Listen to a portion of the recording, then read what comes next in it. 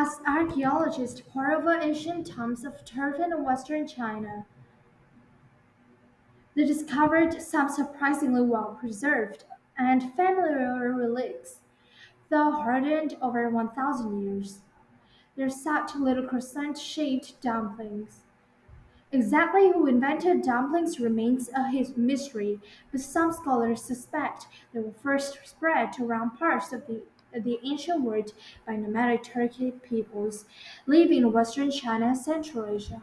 This is thought to be the case because manti, meaning dumpling or steamed bun in many Turkic languages, appears to be the root word for dumpling in several other languages. Ancient Turkey people probably stuffed their dumplings with meat because it's unclear when the practice began or whether they learned the art of dumpling making from others. However this happened, dumplings certainly gathered steam in ancient China. That's why the first appeared in the written record more than 1700 years ago in a mouth-watering rhapsody by scholar Xu Zi. In his poem, Xu alludes to certain cooking methods coming from alien lands. He describes a steamed wheat products as mantou, and he reverentially chronicles the preparation of kneaded dough balls called lao wan. They are packed with pork, mutton, and aromatics, dipped in black meat sauce and quickly gobbled up, leaving people down to draw the fantasy feast. Dumplings continue to take off and diversify in China over the next 1,000 years. Instead of the traditional meat filling, some communities opted for vegetarian dumplings. People developed new cooking methods, and because the wheat was harder to cultivate outside of northern China, these those in other regions were using right tapioca as sweet potato. The relationship between Chinese dumplings and those in other areas is tricky to trace, but food historians have made their best guesses. Turkic tribes spread and eventually established the Ottoman Empire around 13th CE, 1300 CE, bringing wrapped morsels with them.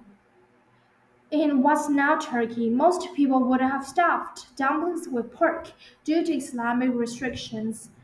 Instead, manti would come to be filled with ingredients like lamb, drizzled, drizzle, drizzled with garlic, yogurt, and malted butters, and topped with herbs and spices.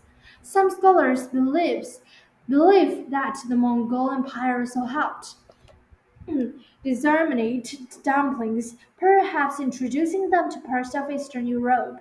This dumpling could have come by way of China or directly from some of the Turkic peoples and Mongols hired to run their empire.